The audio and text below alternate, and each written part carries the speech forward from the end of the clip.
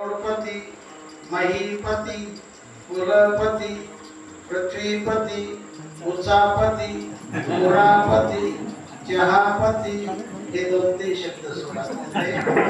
उचापती आणि पुरापती हे काय कोणाचं करू नका. पण पती शब्दाचा अर्थ मालक स्वामी.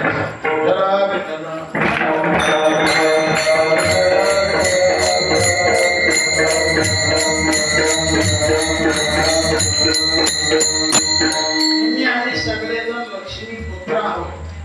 पण लक्ष्मीचा पती जगामध्ये भगवान परमात्माच आहे. लक्ष्मी वल्लभा.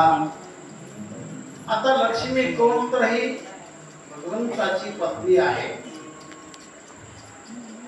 तर इथं जन्मस्थान म्हणजे समुद्र आहे. समुद्र मंथनातून लक्ष्मीचा जन्म झाला.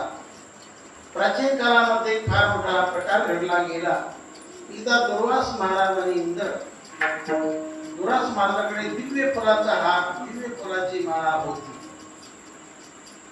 ती माळा एक कोणी तपस्वीने तिच्या आश्रमात गेल्यानंतर त्याने विचार केला, आपल्या दारी संत आले, घरी संत आले, आदरात तिथे मग स्वागत सत्कार केला.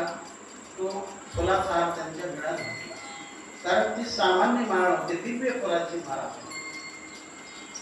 तर मग दुर्वास ऋषींना वाटलं संत जीवनामध्ये हा प्रकार नको आहे, आपल्याला काय गरज.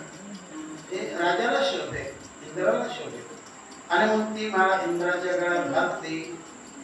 आणि इंद्राने काय केलं, ती माळा काढून लगेच हत्तीच्या सोंडेत दिला. हत्तीच्या सोंडेत दिल्यामुळे त्या हत्तीने डायरेक्ट ती पायाखाली घेतली, तिचा नाश केला. डोळ्यात एखादा हा प्रकार घडला गेला. आणि म्हणून दुर्वासाला फारच मोठा इंद्राचा राग आला. इंद्रा तो उन्मत्त झाला संपत्तीच्या जोराने. तर जा तुला माझा शाप, तुझी सगळी संपत्ती समुद्रात बुडून जा. शाप झाला आणि तो शाप डायरेक्ट अंमलातच आला. स्वर्गीय सर्व संपत्ती नष्ट झाली, अर्थात ती समुद्रात बुडून गेली. स्वर्गामध्ये सर्व हाहाकार उठला. सर्व देव खिन्न उद्विग्न झाले, दुःखी झाले. कारण स्वर्गाला शोभा संपत्तीमुळे आहे. आणि मग सर्व देव भगवान विष्णूला शरण गेले की देवा, जेणेकरून आमची संपत्ती आम्हाला मिळेल असं काहीतरी करा, असा मार्ग सांगा.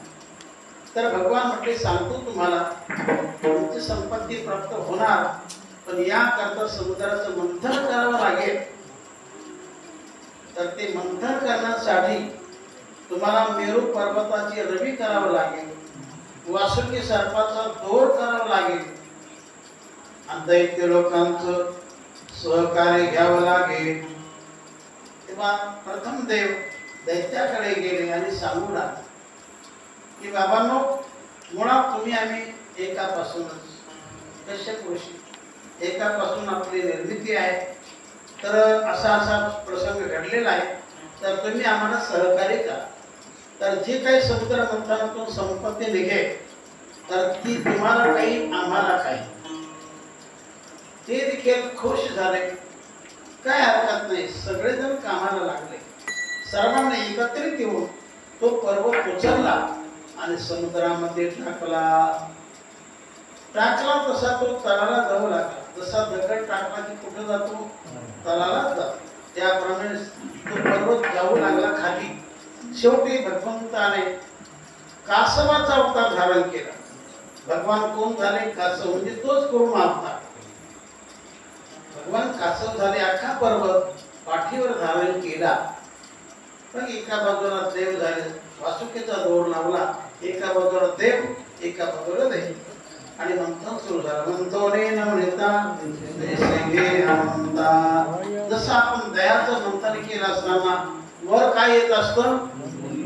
लोणी येत असतं. त्याप्रमाणे एक एक रत्न बाहेर येऊ लागलं. असे बरेच रत्न आले. किती रत्न आले? 14 रत्न आले. तर 14 रत्नांच्या बद्दल एक असा श्लोक आहे पहा. तर तो श्लोक आपण शक्यतो लग्नामध्ये ऐकत असतो. काही चुकलं वाचलं तर सांगा बरं, मला म्हटल्याची सवय नाही. लक्ष्मी कौस्तुभ पारिजात कसुरा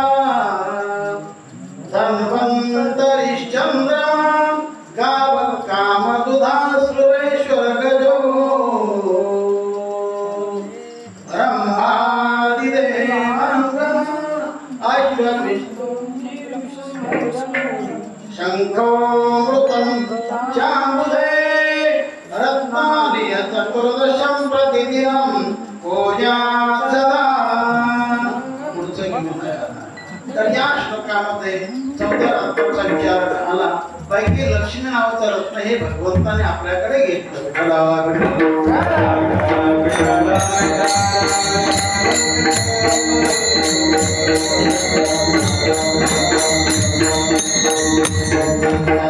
लक्ष्मी वर आली, समुद्र मंथनातून वर आली तेव्हा तिचा दिव्य प्रकाश पडला. सर्व जगाच्या लोकांच्या देवांच्या दृष्टी लक्ष्मीकडेच लागल्या गेल्या. तिचं कौतुक सर्वांनाच वाटलं की अशी ही देवता आजपर्यंत आपण डोळ्याने कधी पाहिलीच नाही. म्हणून तिचं आकर्षण सर्वांना झालं. नंतर त्या लक्ष्मीने आपल्या हाती दिव्य फुलाची माळा धारण केली आणि बाहेर आल्यानंतर कारण तिला पाहिल्यानंतर सर्वांनी रांग धरली. नैसर्गिक काही कोणी कोणाला सांगितलं नाही, पण समंजसपणाने देवांनी देखील रांग लावली. तर त्या रांगेमध्ये भगवान शंकरही होते असं वर्णन आहे. कर्पूर गौरम करुणावतारम संसार सारम भुजगेंद्रहारम सदा वसंतम हृदयारविंदे भवम भवानी सहितम नमामि. भगवान शंकर देखील होते. तर तिथपर्यंत लक्ष्मी सर्वांना डावलत आली. कारण लक्ष्मी समोर आल्यानंतर प्रत्येक जण आपापले मान पुढे करू लागला. म्हणजे लक्ष्मीने आपल्याच गळ्यात माळा घालावी म्हणून प्रत्येक जण मान पुढे करू लागला. पण बरेच मान पुढे करून मान मिळत नसतो. हा सगळा दैवाचा खेळ असतो. भगवान शंकर आल्यानंतर तिथं थोडी थांबली, पण मनापासून विचार केला की रूप मस्त चांगला आहे, परंतु बाकी वेश चांगला दिसत नाही. करांड माळा खापर हस्तकी, गळ्यामध्ये मुंडक्याच्या माळा. कोणते मुंडके? माणसाचे वेगवेगळी माणसं, त्या मुंडक्याच्या माळा. गळ्यामध्ये सर्प अमुक दमुक सगळं ते काय पसंत झालं नाही. आणि मग लक्ष्मीने भगवान शंकराचाही त्याग केला. पुढे गेल्या त्याच रांगेमध्ये भगवान विष्णू होते. एवढ्या दूर का गेले? भगवंताला माहित होतं आपलं गिऱ्हाईक आपल्याकडेच येणार आहे आणि म्हणून एवढ्या दूर गेले. तिथं लक्ष्मी गेली, पण भगवंताने तिच्याकडे पाठ केली. हे असो महासिद्धीशी लक्ष्मी आली पाशी परी महाविष्णू जैसे न गणचते. तिने फार प्रयत्न केला की भगवंताने आपल्याला बरावं म्हणून तिने माळा टाकण्याचा प्रयत्न केला. पण मग भगवान म्हटले तुला अजिबात ते करायचं नाही, मला अजिबात तुझं पसंत नाही, मग तू हे करायचंच नाही. तर लक्ष्मी म्हटली असं का बरं?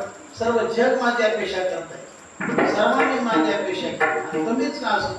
तर म्हणे करत असेल ते तुझं तू पाहून घे, पण मला तुझी अपेक्षा नाही. का बरं? माझा दोष म्हटले तुझ्या ठिकाणी फार गर्व आहे, तू गर्विष्ठ आहे, तुझ्या गर्वाला तोड नाही जगात, म्हणून मला तू नको आहेस. बरं तेव्हा मी गर्व नाही करते, मग तर झालं.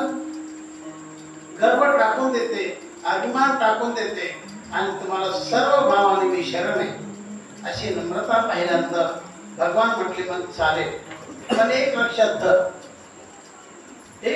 धर, मी तरी तुला वरलं तर तुला तुझी शक्ती, तुझा अधिकार माझ्या पूर्ण अंगावर चालणार नाही. तुला फक्त माझ्या पायाचीच सेवा मिळेल. चालेल का? तर ठीक, नाही तर चालेल का? पण लक्ष्मी सांगू लागली की देवा, माझ्या जीवनामध्ये तुमच्या चरणाची पायाची जरी सेवा प्राप्त झाली तर माझं परम भाग्यच आहे. आणि म्हणून भगवंताचे जे पाय आहेत ते पाय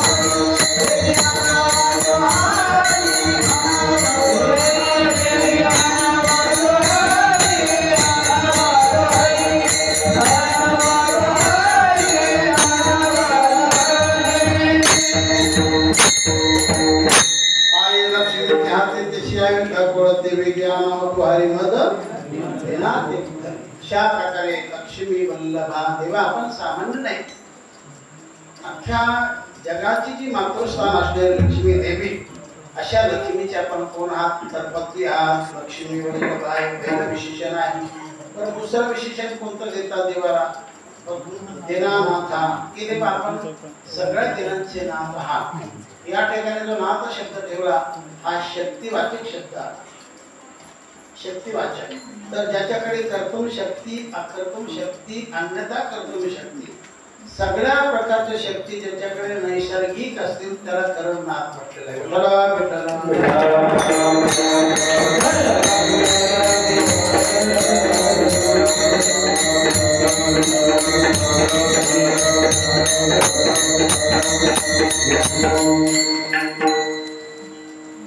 दिनानाथ शब्द आणि सकळ साधू संतांनी देवाला भिन्न भिन्न शब्दाने देखील स्तवन त्याचं केलेले आहे, त्याला आपापल्या शब्दाने गायलेले आहे. काही ठिकाणी भगवंताला असं म्हटलेलं आहे, अनाथाचा बंधू विठ्ठल कृपा सिंधू, अनाथाचा बंधू विठ्ठल कृपा सिंधू, थोडी बांधू याम पाश विठ्ठल गीती गाव, विठ्ठल गीती गाव, विठ्ठल गीती गाव, विठ्ठल साधू संतांनी देवाला दिनांची माऊली असा शब्द ठेवला. नामदेव महाराज बोलतात आहे ना, दिनांची माऊली आत्म्या देखील, दिनांची माऊली आत्म्या देखील, कटी देवनिया कर, देवनिया कर, उभी आहे विटेवर, विटेवर दिनाची माऊली.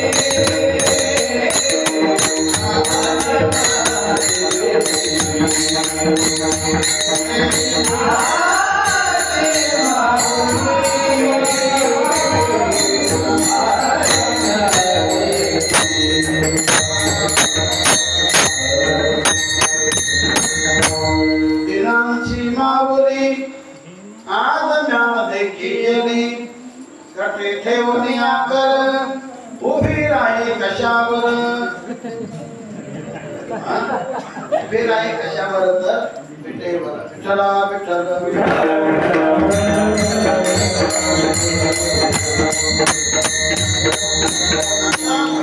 सगळं दिनांचा नाथ आहे. आणि तिसरं जे विशेषण ठेवतात ते पद्मनाभा. हे नाम फार ठिकाणी नाही, परंतु काही ठिकाणी मात्र आहे. आपण जे नेहमी प्रार्थना करतो भगवंताची, श्री अनंत मधुसूदन नारायण जगव्यापका जनार्दन आनंद घना किंवा ओम शांताकारं भुजगशयनं पद्मनाभं सुरेशं विश्वाधारं गगनसदृशं मेघवर्णं शुभांगं लक्ष्मीकान्तं कमलनयनं योगिभिर्ध्यानगम्यं वन्दे विष्णुं भवभयहरं सर्वलोकैकनाथं. या श्लोकामध्ये हा शब्द आलेला आहे. तर असे 3 विशेषणे भगवंताला ठेवले. त्यातून भगवान देखील अत्यंत खुश झाले, आनंदित झाले आणि महाराजांना म्हटले की महाराज तुम्ही माझं गोड असं स्तवन केलं, फार मोठी स्तुती केली. पण एवढं करण्याचं नेमकं कारण तरी सांगा. ते कारण महाराज अभंगाच्या तुझे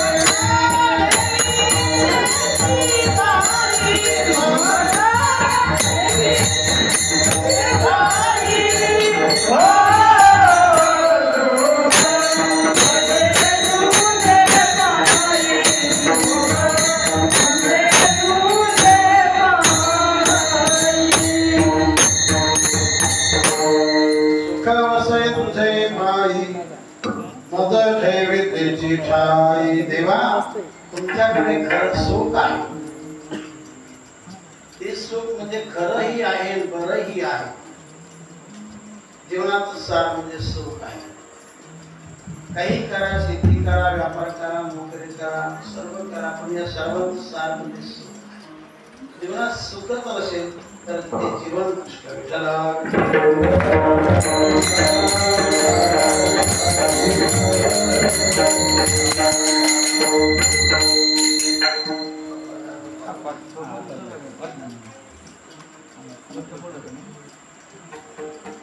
माणसाला जे पाहिजे ते मिळालं पाहिजे.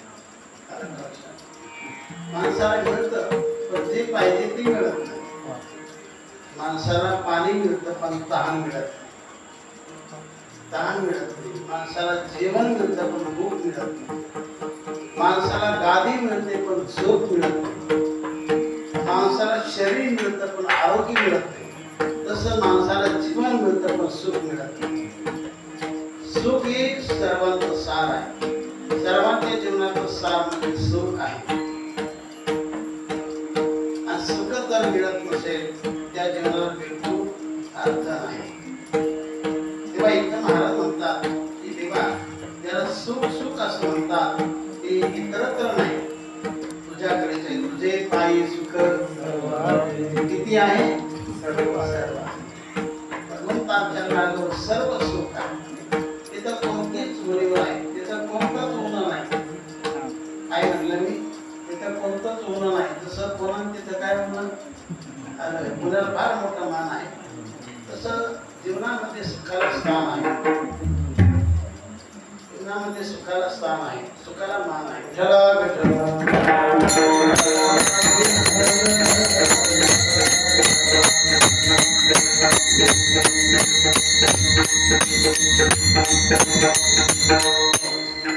म्हणून देवाकडे सुख, संसाराकडे दुःख. किती दुःख संसाराकडे गणित नाही त्याला, आणि देवाकडे किती सुख गणित नाही त्याला. संसारामध्ये अनंत दुःख आहे. अनेक दुःखे सांगू किती, सकळ संसाराची स्थिती. नुसाहे पाषाण पोटती, भयकाप चित्ती भरलासे. या संसारामध्ये अनेक दुःख, अनेक दुःख, अनेक दुःख, अनेक पाहता जवापणे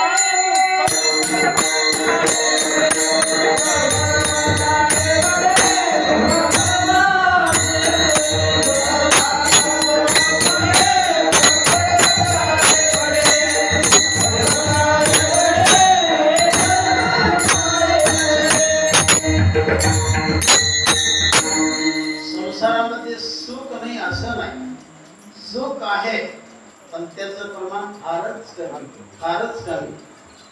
सुख पाहता जवा पाडे, दुःख पर्वता एवढे. सुखाचा विचार केला संसारामध्ये तर जवा एवढं सुख, आणि दुःखाचा विचार केला तर संसारामध्ये डोंगरा एवढं दुःख. या संसारामध्ये सुख मध्ये किती आहे तर दमडी दक्षिणा आणि दिल्ली प्रदक्षिणा. दमडी दक्षिणा आणि दिल्ली प्रदक्षिणा म्हणजे सुख फारच कमी, दुःखच फार.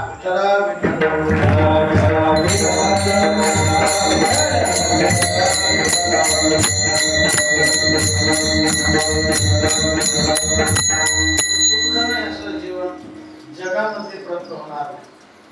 काही ना काही दुःख जीवाच्या जीवनामध्ये असतं. म्हणून या जीवनामध्ये, संसारामध्ये कोणाला आजाराचं दुःख तर कोणाला शेजाऱ्याचं दुःख, कोणाला चोराचं दुःख तर कोणाला आपल्याच पोराचं दुःख, असं बऱ्याच ठिकाणी. बरं, संसार आपल्याला आपल्या इच्छेप्रमाणे का करत नाही, अर्थात सुख का देत नाही? देणार कसं? असेल तर देणार, नसेल तर कुठून देणार? तर ज्याच्याकडे जे असतं त्याच्याकडे तेच मिळतं. असेल तर मिळतं, नसेल तर कुठून मिळणार? जसं धरणात असेल तर खाली पाटात येणार, बाकीत असेल तर नावात येणार, आडात असेल तर पवऱ्यात येणार, खिशात असेल तर हातात येणार, आणि कपात असेल तर नसीब येणार.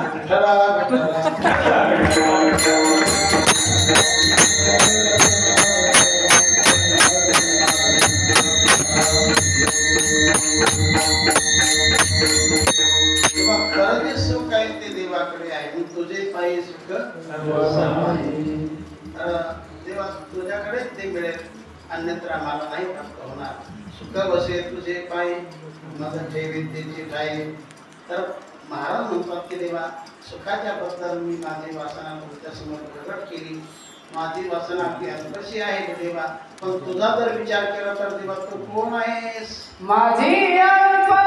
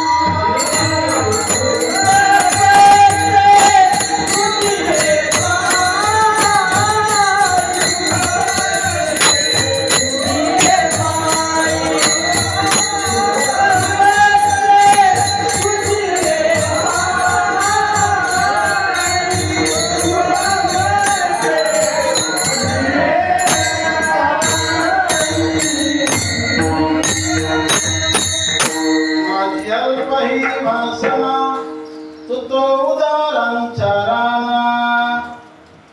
माझी वासना अगदी थोडी आहे, अल्पशी आहे, कमी आहे. देवा तुझा जर विचार केला तर तो उदारांचा रामा, तो सगळ्यांचा राजा आहे. जेवढे म्हणून उदार मध्ये जगात झाले त्या सर्वांचा राजा मान आहे. आणि म्हणून तुमचं सारखं तात्पुरतं जगामध्ये इतरांचा कोणता असा आहे की सोन्याचं गाव करून देणारा आहे का कोण? सगळं गावच सोन्याचं करून देतं. सोनदेवाची नगरी कोण? भगवान कृष्ण सगळी सोन्याची करून टाकतात.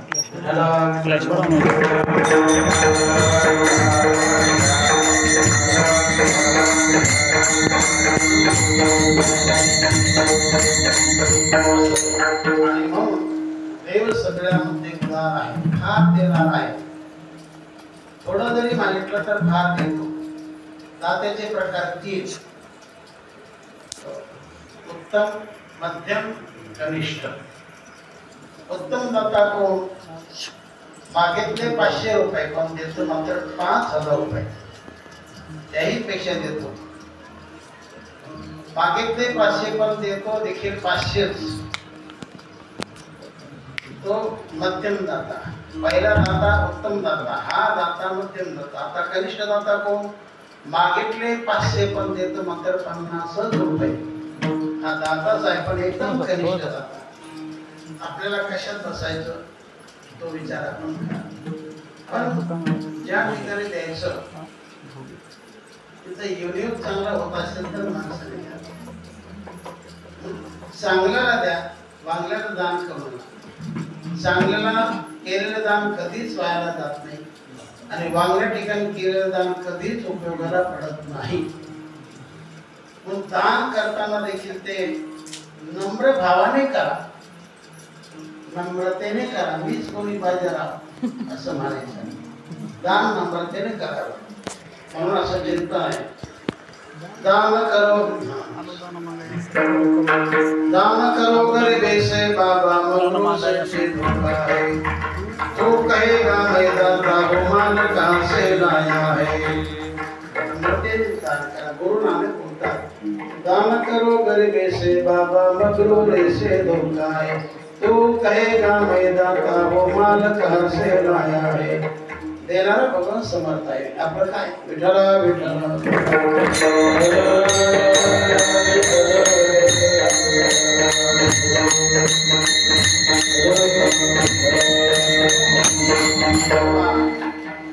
काहीतरी माणसाने द्यावं. कारण असं आहे तसं चावल्याशिवाय घडत नाही, ऐकल्याशिवाय कळत नाही, तसं दिल्याशिवाय मिळत नाही. एवढा मात्र निश्चित आहे. नका फार देऊ पण थोडं तरी आपण द्यावं. कारण शास्त्र असं आहे दिल्याशिवाय मिळत नाही, तसं ऐकल्याशिवाय कळत नाही किंवा चावल्याशिवाय घडत नाही. मग देण्याची सवय ठेवा, नका फार देऊ. जसं तुकाराम महाराज म्हणतात तुका माझे फार थोडा तरी महाराज म्हणतात तुम्ही फारच उपकार करा पण नाहीच फार मग थोडा तरी उपकार करा. विठ्ठला विठ्ठला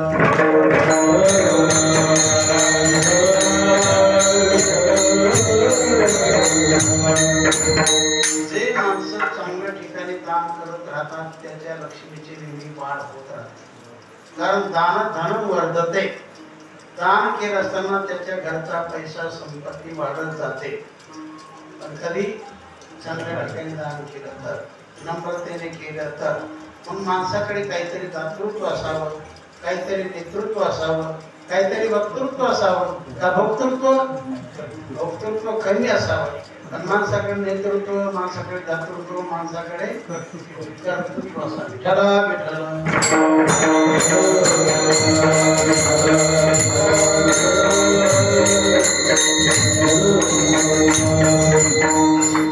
आणखी काम तुकाराम महाराज म्हणतात की मला जरा भोगांनी त्रस्त केलं, पीडित केलं.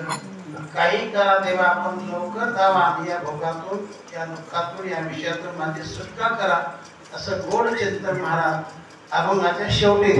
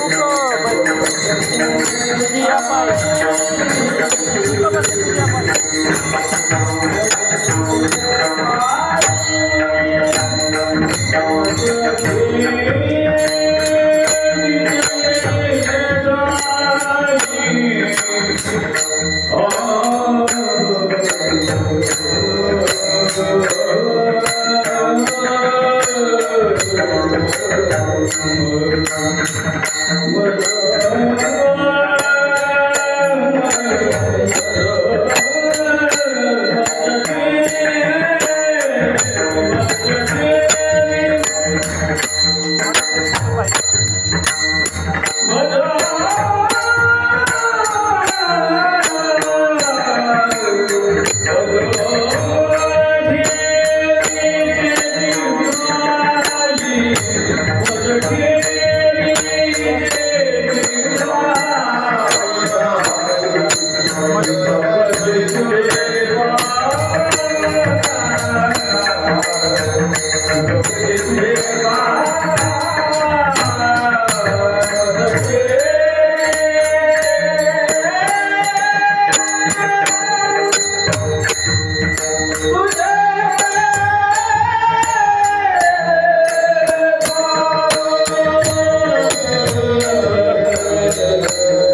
जय